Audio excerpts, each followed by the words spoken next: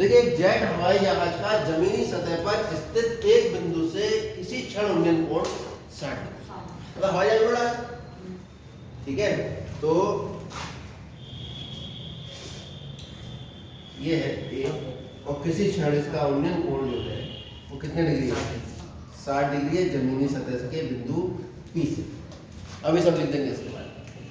यदि 15 सेकंड के बाद जेट हवाई जहाज का उन्नयन कोण 30 डिग्री हो जाता है, 15 सेकंड का उन्नयन कोण कितने डिग्री हो गया जेट हवाई जहाज का? 30 डिग्री।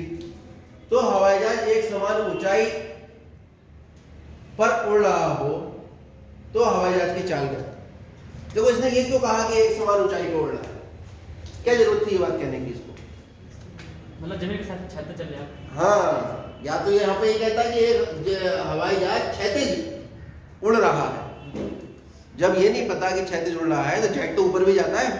तो ये सवाल अगर ये जेट हवाई जहाज वाला होता तो जेट हवाई जहाज तो यहाँ होता और 15 सेकंड के बाद यहाँ पहुंचता, तो अलग तरीके से बनता। अब यहाँ इसने बता दिया कि एक समान ऊंचाई पर उड़ रहा है, इससे पता लग गया कि इसकी ऊंचाई अगर यहाँ पर जितनी है और 15 सेकंड के बाद मान लो ये यहाँ आ जाता है बी पर, तो इसकी ऊंचाई में कोई परिवर्तन नहीं।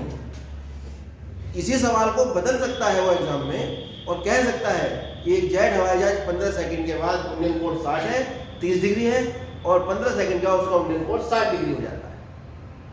और उसने ये बताया नहीं कि जेट, अब ये इतना तो दिमाग लगाना पड़ेगा, ठीक है। सवाल या फिर वो सवाल में कहेगा कि भाई जेट हवाई जहाज जो है वो ऊर्ध्वाधर उड़ रहा है, उससे भी सवाल हल हो जाएगा, ठीक है। चलिए आगे बढ़ते हैं। तो 15 सेकंड के बाद अब मान लेते हैं यहां से यहां तक आने में कितने सेकंड लगे? सिर्फ 15 सेकंड के बाद इसका जो उन्नयन कोण है वो कितना रह जाता है? 30। ये थोड़ा सा ना अजीब लग रहा है क्योंकि जब ये 60 है तो 30 का आधा ही होना चाहिए, 60 का आधा ही होना चाहिए 30। बीच में से लो इसको,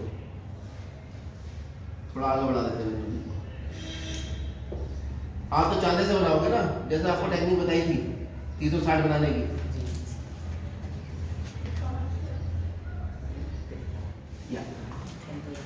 तो ये पूरा 60 था, ये डबल वाला 60 डिग्री है और ये छोटा वाला कितना है? 30 डिग्री। ये 60, ठीक है। इसकी ऊंचाई दे रखी है 1500 √3 मीटर। तो जब ये यहाँ पहुंचेगा तो यहाँ भी इसकी ऊंचाई 36 तो यही रहेगा, तब भी इसकी ऊंचाई 1500 √3 मीटर ही रहेगी। ये P हो गया, ये Q हो गया और ये R। ये नामकरण तो हम अपनी तरफ से करते हैं, P Q R S T। अब हम इन्हें बता देंगे लिख के कि कौन सी चीज क्या क्या है। ए क्या है? जेट की प्रथम स्थिति। बी क्या है? जेट की 15 सेकंड बाद की। ए बी क्या है? चलेगी दूरी जेट द्वारा 15 सेकंड में चलेगी।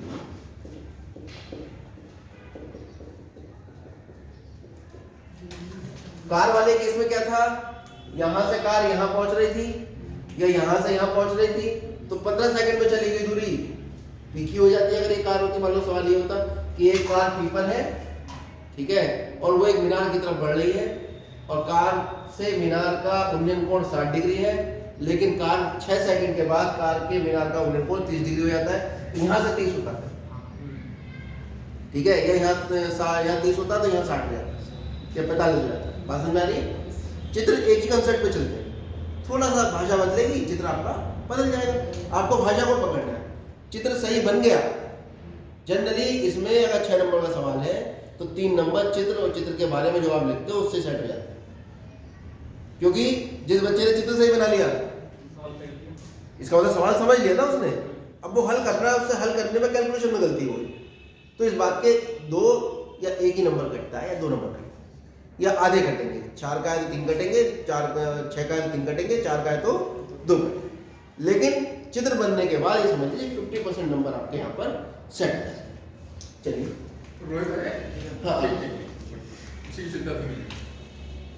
तो AB द्वारा जेट द्वारा 15 सेकंड में चली गई दूरी आपके पास AB है। अब दूरी बराबर क्या होता है? 4 गुणा समय 15 है, चाल मान लेते हैं। जी माना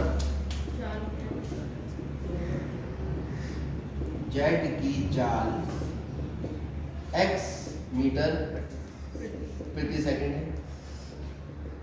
भाई आवश्यकता के अनुसार तो मानना है, पहले से कैसे मान ले जब हमें जरूरत ही नहीं है। तो जब हमने देखा कि ये भी दूरी है और समय दे रखा है, तो अगर चाल होगी तो दूरी ज्ञात हो जाएगी। दूरी बराबर क्या होता है? दूरी बराबर होता है चाल बराबर समय। तो ए बी बराबर कितना हो जाएगा? अभी तो 15 सेकंड में चली गई दूरी है, तो समय 15 और चाल x है, तो 15x जो है वो मीटर में आ जाएगा, यानी ए बी का मान निकल आया 15x। यहाँ से यहाँ x क्या है? मीटर पर सेकंड में चाल। अब ये 15x है तो ये भी 15x होगा, क्योंकि ये तो आयत बन रहा है ना, ऊपर से लंब डाला है आपने। ये भी 90 डिग्री है, ये भी 90 डिग्री है और ये क्षैतिज है, तो ये सब 90 डिग्री हो। ठीक है, तो यहाँ पर केवल आपको ये लिखना है चित्रानुसार। ज्यादा लिखेंगे तो फिर सवाल कब हल करेंगे, तो ज्यामिति चलती रहेगी। चित्रानुसार हम देख रहे हैं क्यू आर का मान ए बी है, ये आपके पास 15 है। साथ साथ ए क्यू बराबर बी आर, ये आपके पास 1500/3 मीटर, और ये भी मीटर का। और पी क्या है यहाँ पर? प्रेक्षण बिंदु, जमीनी सतह पर स्थित बिंदु ए से, तो इसका नाम हमें ए रखना पड़ेगा, इसका नाम पी कर दे, तो थोड़ा सा चेंज हो जाएगा यहाँ पर। ए जो है पी जो है वो जेड की स्थिति हो जाएगी, बी ए स्थिति हो गई, पी बी जेड द्वारा चली गई दूरी हो गई, तो हम यहाँ पर पी बी निकालेंगे, तो ये हमारे पास आएगा पी क्यू बराबर बी आर। अब ठीक है सर, हम पी क्यू बराबर बी आर बराबर 1500 अभी कर रहा हूँ मैं, और ये आपके पास आएगा क्यू आर बराबर पी। कोई दिक्कत? तो पी क्या है यहाँ पर? हवाई जहाज की प्रथम स्थिति। ए क्या है यहाँ पर? प्रेक्षण।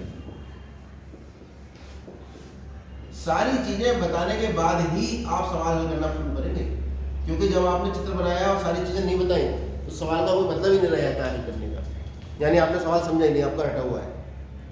ठीक है, चलिए आगे। अब दो त्रिभुज ढूंढ लेंगे, साफ साफ दिख रहे हैं दो त्रिभुज। एक तो ये दिख रहा है पी क्यू ए और एक दिख रहा है बी आर।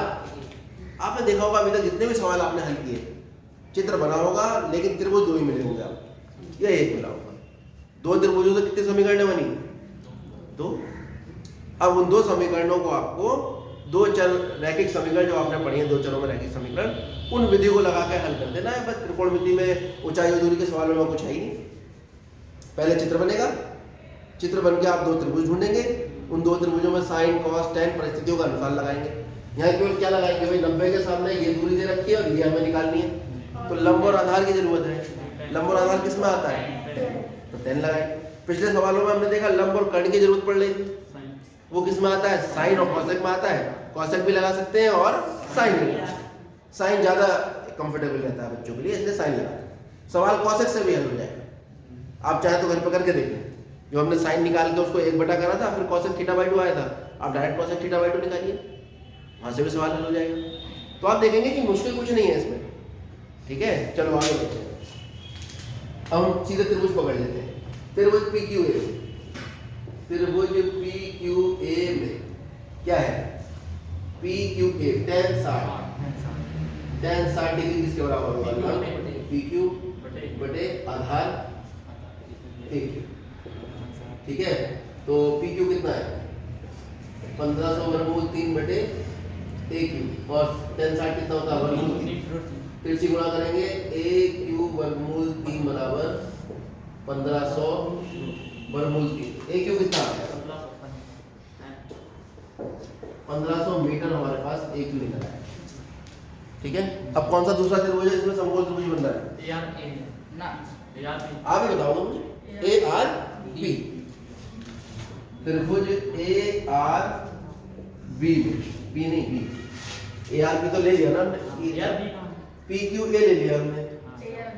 ठीक है, अब लिखेंगे ए आर बी। इस त्रिभुज में कौन सा क्या लगाऊं बताओ? 10 30 30 डिग्री बराबर लंब बटे आधार। ये 30 है, 30 के सामने ये लंब हो गया और ये आधार हो गया पूरा, जब ये वाला त्रिभुज लिया है।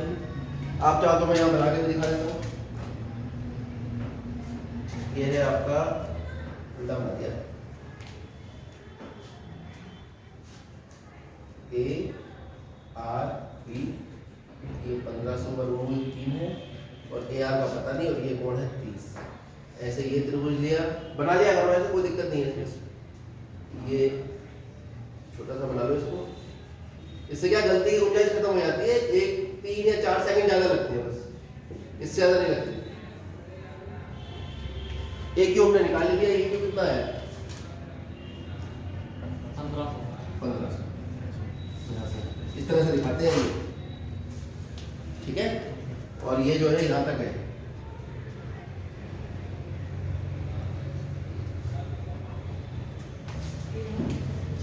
ठीक है। चलो पढ़ते हैं। 10 30 कितना होता है? ए बी आर कितना है? 3 नहीं है बेटा, वर्गमूल 3। फिर से गुणा करो, ए आर बराबर कितना आ गया? यार हाँ यार ही आएगा। तो 1500 वर्गमूल 3 गुणा वर्गमूल 3, वर्गमूल 3 की 3 से गुणा करोगे तो कितना आ जाएगा? 1500 गुणा 3 यानी 4500 निकल आया। किसका मान? A R.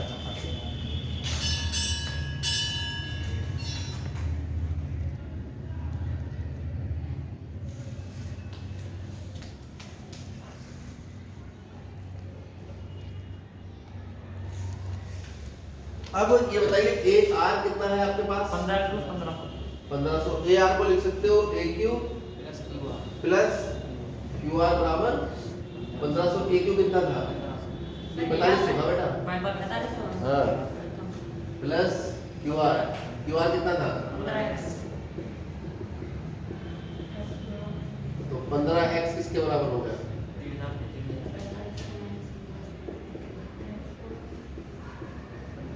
और x बराबर 3000 बटे 15, 15 दूनी 30, x बराबर 200। यानी हवाई जहाज की चाल, वो भी जेट वाला,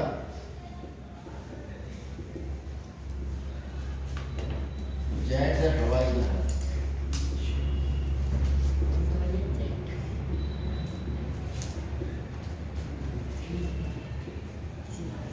200 किलोमीटर, 200 हाँ मीटर प्रति सेकंड।